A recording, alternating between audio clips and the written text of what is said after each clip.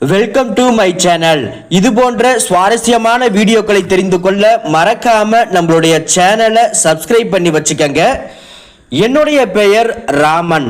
நான் 12ஆம் வகுப்பு வரை தனியார் பள்ளியில் படித்தேன். அதன் பிறகு அம்மா என் மேல் படிப்பை நிறுத்திவிட்டார். நான் என் அம்மாவுடன் தனியாக வசித்து வந்தேன். என் அப்பா ஒரு விபத்தில் இறந்து விட்டார். என் அம்மா என்னை ஒரு பெரிய முதலாளியிடம் அழைத்து சென்று வீட்டு வேலை செய்யும் வேலையை வாங்கி தந்தார். முதலாளி அம்மாவுக்கு கிட்டத்தட்ட 65 வயது. அவள் தன் வயதை விட மிகவும் இளமையாகவே தெரிந்தார். அவள் வீட்டில் அவளை தவிர வேறு யாரும் இல்லை. என் அம்மா தினமும் என்னை முதலாளி அம்மாவின் வீட்டில் விடுவார், பின்னர் அழைத்து செல்வார். இன்று மாலை அம்மா என்னை அழைத்து செல்ல வரவில்லை. நான் நீண்ட நேரம் அம்மாவுக்காக காத்திருந்தேன். நான் வாசலில் நின்று கொண்டிருப்பதை கண்ட முதலாளி அம்மா என் அருகில் வந்து, உன் அம்மா இன்று உன்னை அழைத்து செல்ல வரமாட்டாள் என்று நினைக்கிறேன். அதனால் அவளுக்காக காத்திருப்பதற்கு பதிலாக வீட்டிற்கு வா என்றார். முதலாளி அம்மா சொன்னபடி நான் அவருடைய வீட்டிற்குள் சென்றேன். முதலாளி அம்மா, இப்போது சாப்பிடும் நேரம் ஆகிவிட்டது, அதனால் வா, என்னுடன் நீயும் சாப்பிடு என்றார். நான் முதலாளி அம்மாவுடன் சாப்பிட அமர்ந்தேன். சாப்பிட்ட பிறகு இரவு அவர் என்னை தன் அறையிலேயே தூங்கச் சொன்னார். ஆனால் நான் அங்கே படுப்பதற்கு பதிலாக ஹாலில் தூங்கிவிட்டேன். அடுத்த நாள் காலை முதலாளியிடம், முதலாளி அம்மா, என் அம்மாவிற்கு போன் செய்து தர சொல்லுங்கள் என்றேன். அவர் உடனே என் முன்னிலையிலேயே போன் செய்தார். ஆனால் அம்மா போனை எடுக்கவில்லை. ஒரு தாய் எப்படி இவ்வளவு பொறுப்பற்றவளாக இருக்க முடியும்? தன் இளமகனை 65 வயதுடைய ஒரு பெண்ணுடன் தன் வீட்டில் தனியாக எப்படி விட்டு சென்றார்? மாலையில் முதலாளி அம்மாவிடம் கெஞ்சி தன்னை வீட்டிற்கு அழைத்து செல்ல சொன்னேன். வீட்டிற்கு வந்து பார்த்தால் எங்கள் வீட்டில் பூட்டு போடப்பட்டிருந்தது. அம்மா எங்கே போனாள் என்று எனக்கே தெரியவில்லை. அதனால் விரும்பாமலேயே மீண்டும் முதலாளி அம்மாவின் வீட்டிற்கு வர வேண்டியிருந்தது. கண்ணிமைக்கும் நேரத்தில் 15 நாட்கள் கடந்து விட்டன. ஆனால் அம்மா என்னை அழைத்து செல்ல வரவில்லை. ஒரு நாள் முதலாளி அம்மா என்னை சந்தைக்கு அழைத்து சென்றார். அவர் எனக்காக நிறைய உடைகள் வாங்கினார். சந்தையிலிருந்து வீட்டிற்கு வந்து, முதலாளி அம்மா, இன்று நாம் வாங்கிய உடைகள் எதற்காக தெரியுமா? நீ நாளை முதல் கல்லூரிக்கு செல்ல வேண்டும் என்றார். முதலாளி அம்மா எனக்கு பெரிய உதவி செய்ததாக நான் உணர்ந்தேன். நான் படிக்க விரும்பினேன். ஆனால் பணம் இல்லாததால் படிக்க முடியவில்லை. 2ஆம் நாளிலிருந்து நான் தினமும் கல்லூரிக்கு செல்ல ஆரம்பித்தேன். முதலாளி அம்மா என்னை நகரத்தில் உள்ள ஒரு தனியார் கல்லூரியில் சேர்த்திருந்தார். நான் கல்லூரிக்கு செல்ல ஆரம்பித்திருந்து முதலாளி அம்மா வீட்டில் மற்றொரு வேலைக்காரியை வைத்திருந்தார். அவள் வீட்டின் அனைத்து வேலைகளையும் செய்து அங்கேயே தங்கியிருந்தாள். இந்த மகிழ்ச்சியான வாழ்க்கையை பற்றி நான் கனவிலும் நினைத்ததில்லை. ஆனால் என் முதலாளி அம்மா எனக்காக இதையெல்லாம் ஏன் செய்கிறார் என்று நான் ஒருபோதும் யோசித்ததில்லை. இதன் பின்னணியில் உள்ள ரகசியம் எனக்கு வெளியே தெரிய வர வேண்டியிருந்தது. அதை பற்றி எனக்கு கொஞ்சமும் பயிற்சி இல்லை. கண் இமைக்கும் நேரத்தில் 6 மாதங்கள் கடந்து விட்டன. இப்போது நான் இன்னும் அழகாகவும் இளமையாகவும் தெரிந்தேன். வீட்டு வேலைக்காரி தினமும் இரவு தூங்கும் முன் எனக்கு டீ கொண்டு வருவாள். இதையெல்லாம் என் முதலாளி அம்மாவின் உத்தரவின் பெயரிலேயே நடந்து கொண்டிருந்தது. காலையில் நான் என் முதலாளி அம்மாவுடன் யோகா செய்தேன். ஒரு நாள் நான் யோகா செய்யும் போது முதலாளி அம்மா என்னிடம், இன்று நான் உனக்கு ஒரு புதிய வகையான பயிற்சியை கற்றுக் கொடுப்பேன் என்றார். முதலாளி அம்மா எனக்கு சில வகையான யோகா பயிற்சியை கற்றுக் கொடுக்க தொடங்கினார். அப்போது வீட்டு வேலைக்காரி அங்கே வந்தாள். யோகா செய்யும் போது முதலாளி அம்மா எனக்கு உதவி செய்து கொண்டிருந்தார். அதை பார்த்து வேலைக்காரி தன் முகத்தை திருப்பி கொண்டாள். பிறகு முதலாளி அம்மாவை சந்திக்க வெளியே ஒரு விருந்தாளி வந்திருக்கிறார் என்று சொன்னாள். பிறகு முதலாளி அம்மா யோகாவை நிறுத்திவிட்டு, இன்று முதல் நீ உள்ளே வரும்போதெல்லாம் கதவை தட்ட மறக்காதே என்றார். ஒருவேளை வேலைக்காரி மலர் இப்படி உள்ளே வந்தது முதலாளி அம்மாவுக்கு பிடிக்கவில்லை போல் இருக்கிறது. முதலாளி அம்மா வெளியே சென்ற பிறகு வேலைக்காரி மலர் என்னை வித்தியாசமாக கண்ணோட்டத்தில் பார்க்க ஆரம்பித்தாள். ஆனால் நான் அதை புறக்கணித்து விட்டு என் அறைக்கு சென்று விட்டேன். சிறிது நேரம் கழித்து நான் பள்ளிக்கு கிளம்பினேன். மாலையில் நான் நேரத்திற்கு வீட்டிற்கு வந்துவிட்டேன். நான் அந்த வீட்டில் தனியாக இருந்த ஒரு ஆண்மகன். முதலாளி அம்மா எனக்கு ஒரு அழகான ஆடையை கொண்டு வந்திருந்தார். அவர் இந்த ஆடையை அணிந்து தயாராகு, இன்று நாம் வெளியே ஒரு பார்ட்டிக்கு செல்ல வேண்டும் என்றார். நான் அந்த ஆடையை அணிந்து தயாரானேன். நான் தயாராகி வெளியே வந்தபோது முதலாளி அம்மா என்னை ஒரு வித்தியாசமான கண்ணோட்டத்தில் பார்த்தார்.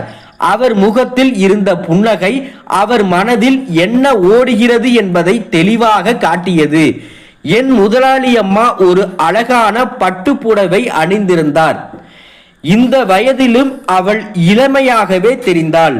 ஆனால் இன்று அவள் முகத்தில் ஒரு சிறப்பு பொலிவு தெரிந்தது. இருவரும் கையை பிடித்து கொண்டு விருந்துக்கு கிளம்பினோம். விருந்தில் அவள் என்னை தன் நண்பர்களுடன் அறிமுகப்படுத்தினாள். முதலாளி அம்மா தன் தோழிகளுடன் நின்று பேசிக் கொண்டிருந்தார். பின்பு நானும் அதை ரசித்துக் கொண்டிருந்தேன். சிறிது நேரம் கழித்து என் முதலாளி அம்மாவின் ஒரு தோழி என் அருகில் வந்து என்னை பார்க்க ஆரம்பித்தாள். பிறகு என்னிடம், உன் முதலாளி அம்மாவிற்கு நிறைய புத்தி இருக்கிறது. உன்னை போன்ற ஒரு ஆண் ஆயிரக்கணக்கான ரூபாய்களை செலவழித்தாலும் வெளியே கிடைக்க மாட்டான். என் முதலாளி அம்மாவின் தோழியின் இந்த வார்த்தைகளை கேட்டு எனக்கு அந்த பெண் மீது கோபம் வந்தது. நான் அவளிடம், உன் வாயை மூடு என்றேன். பிறகு அந்த பெண் என் பேச்சை கட்டு கோபப்படாமல் எனக்கு ஜூஸ் கொடுக்க தொடங்கினாள். நானும் ஜூஸ் வாங்க மறுத்து விட்டேன். ஆனால் அவள் மன்னிக்கவும் என்று சொல்லி மீண்டும் ஜூஸ் கொடுத்தாள். பிறகு நான் அந்த ஜூஸ் குடிக்க ஆரம்பித்தேன். ஜூஸ் குடித்த பிறகு எனக்கு மிகவும் மயக்கம் வந்தது. அங்கேயே மேஜை மீது தலையை வைத்து தூங்கிவிட்டேன். அடுத்த நாள் காலை நான் எழுந்தபோது என் முதலாளி அம்மாவின் அறையில் என்னை பார்த்தேன். நான் எழுந்து படுக்கையில் உட்கார்ந்திருந்தேன். பிறகு மலர் அறைக்கு காலை உணவு கொண்டு வந்தாள். இது இதற்கு முன் நடந்ததே இல்லை. அவள் இன்னும் என்னை சந்தேகத்துடனே பார்த்து கொண்டிருந்தாள். நான் அவளிடம் பேச போகும்போது முதலாளி அம்மாவும் வந்துவிட்டார். அவர் என்னிடம், ராமர், நீ நலமா என்று கேட்டார்.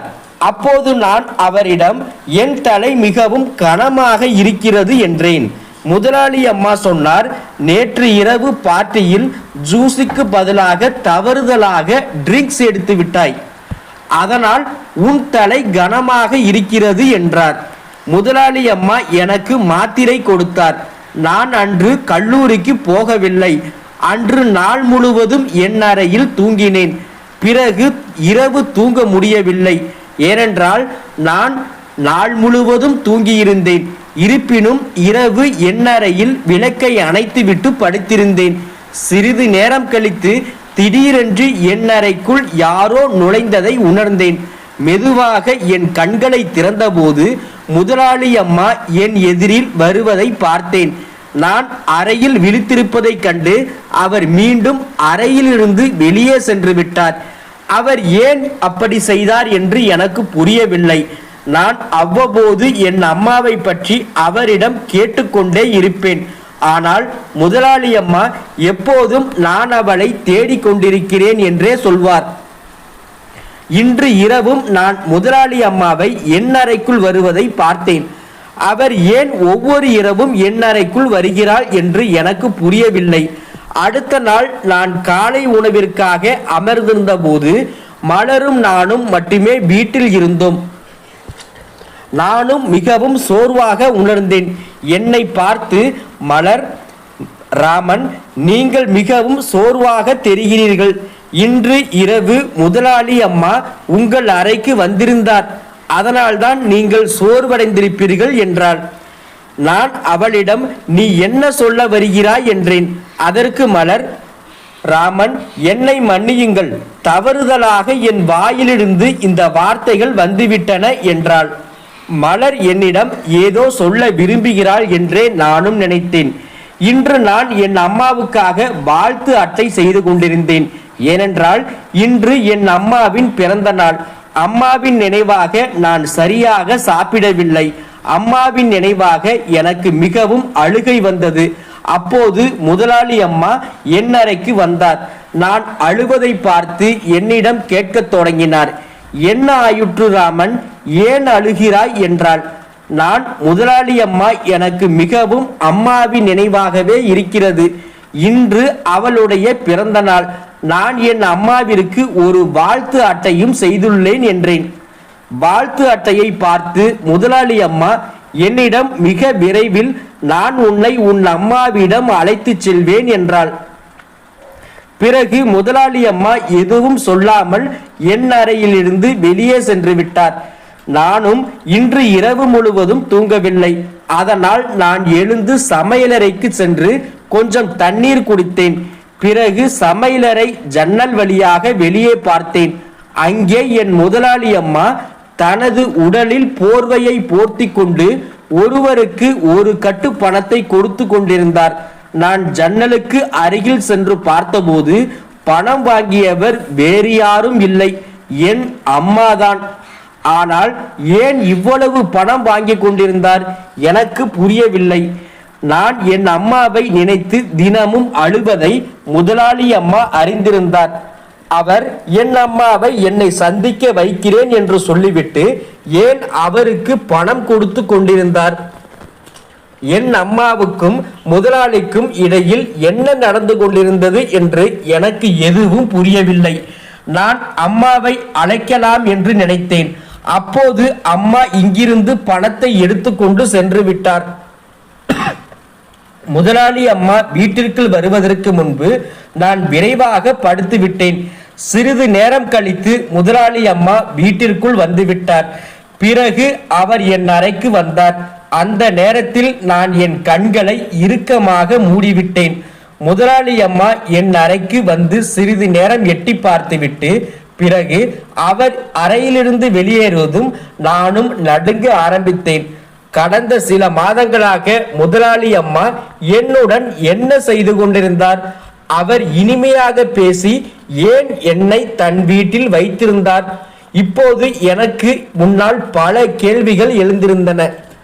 காலையில் நான் எழுந்தபோது என் உடல் காய்ச்சலால் கொதித்தது. பிறகு முதலாளி அம்மா டாக்டரை வீட்டிற்கு அழைத்து வந்து வீட்டிலேயே எனக்கு பரிசோதனை செய்தார்.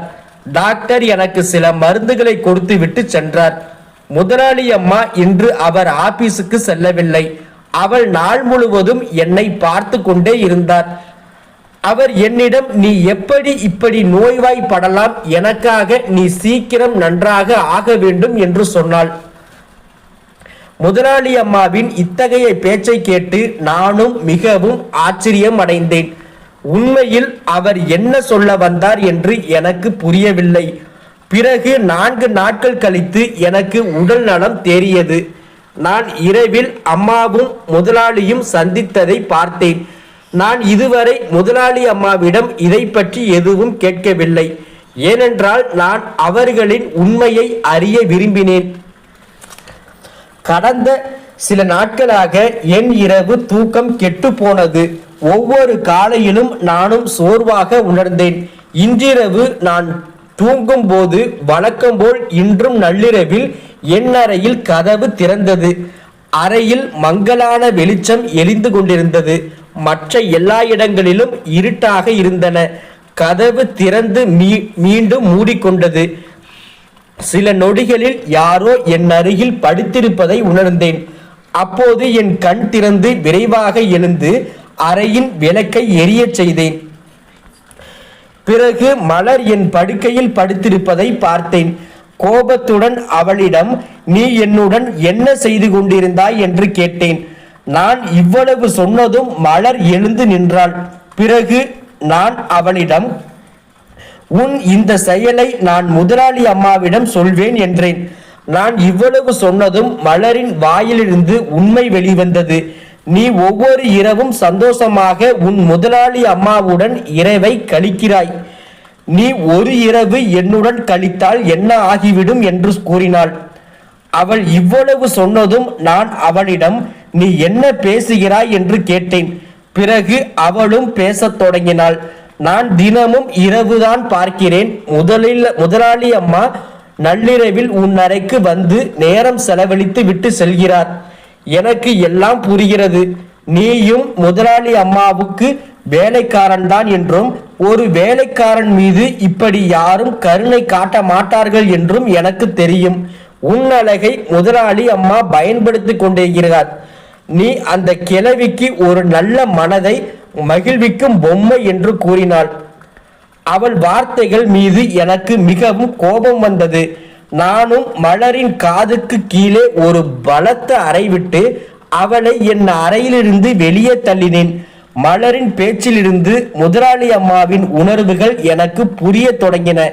இப்போது முதலாளி அம்மாவை கவனிக்க வேண்டிய நேரம் வந்துவிட்டது. திரைக்கு பின்னால் என்ன நடந்து கொண்டிருந்தது? இப்போது அது நேரடியாக நடக்க வேண்டும். அடுத்த நாள் இரவு நான் முதலாளி அம்மாவின் அறைக்கு சென்றேன். அவருடைய அறையில் எல்லா இடமும் இருட்டாக இருந்தது. நான் மெதுவாக முதலாளி அம்மாவின் அறையில் சென்றேன். நான் அவருடைய கையை பிடித்தேன். அப்போது முதலாளி அம்மா தன் அறையில் விளக்கை எரிய செய்தார். முதலாளி அம்மா என்னை பார்த்து, நீ இங்கு என்ன செய்து கொண்டிருக்கிறாய்? ராமன், நீ சுயநினைவில் இருக்கிறாயா? நீ என்ன தவறு செய்கிறாய் என்றார். அப்போது நான் முதலாளி அம்மாவிடம், நான் தவறு செய்கிறேன் என்றால் அந்த இரவு இருளில் மறைந்து என் அம்மாவுக்கு நீங்கள் பணம் கொடுப்பதும், இரவில் என்னறைக்கு வந்து என் அருகில் உட்கார்ந்திருந்து என்னை பார்ப்பதும் என்ன? என்னை போன்ற ஒரு வேலைக்காரனுக்கு நீங்கள் இவ்வளவு பெரிய உதவி எப்படி செய்ய முடியும்? உங்கள் மனதில் ஏதேனும் எதிர்பார்ப்பு இல்லாமல் இவை அனைத்தையும் செய்ய முடியாது என்றேன். பின்னர் தயவு செய்து என் அம்மாவை என்னிடம் சந்திக்க வையுங்கள் என்றேன். நான் இவ்வளவு சொன்னதும் முதலாளி அம்மா, உன் அம்மாவுக்காக இந்த நிலைக்கு நீ செல்வது சரியில்லை ராமன் என்றார். பிறகு முதலாளி அம்மா ஒரு உண்மையை சொன்னார்கள். உன் தந்தை இறந்த பிறகு உன் அம்மா உன்னை வளர்க்க கஷ்டப்பட்டாள். அதனால் அவள் உன்னை விற்க முடிவு செய்தாள். ஆனால் எனக்கு உண்மை தெரிந்ததும் நான் உன் அம்மாவை அழைத்து அவள் கேட்ட அளவுக்கு நான் அவளுக்கு பணம் கொடுத்தேன். நான் உன்னை என் மகனாக ஏற்றுக்கொண்டேன்.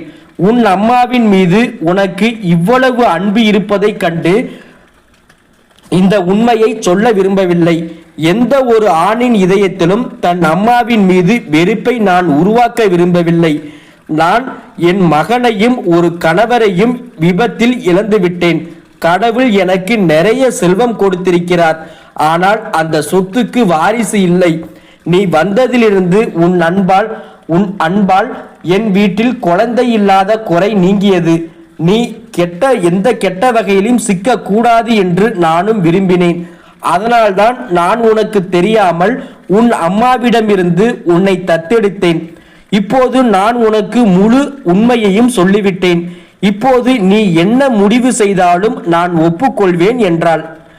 பிறகு நான் அவரை முதலாளி அம்மா என்பதற்கு பதிலாக அம்மா என்று அழைத்தேன். என் வாயிலிருந்து அம்மா என்ற வார்த்தையை கேட்டு அவளுடைய கண்களில் ஆனந்த கண்ணீர் வந்தது. நான் அம்மாவிடம் வேலைக்காரி மலரின் செயலை பற்றி சொன்னபோது அவர் உடனடியாக மலரை வேலையிலிருந்து நீக்கிவிட்டார். மேலும் முதலாளி அம்மாவுக்கு மலர் மீது நீண்ட காலமாக சந்தேகம் இருந்ததாகவும் என்னிடம் கூறினார். அதனால்தான் அவர் இரவில் என் அறையை சோதிக்க வருவார். ஒரு தாயின் கடமை குழந்தைகளை பெற்றெடுப்பது மட்டுமல்ல, குழந்தைக்கு நல்ல கல்வி அளித்து நல்ல முறையில் வளர்க்கவும் வேண்டும். இந்த வீடியோ பிடிச்சிருந்துச்சு அப்படின்னா மறக்காம நம்ம சேனலை சப்ஸ்கிரைப் பண்ணி வச்சுக்கோங்க. தேங்க்ஸ் ஃபார் வாட்சிங்.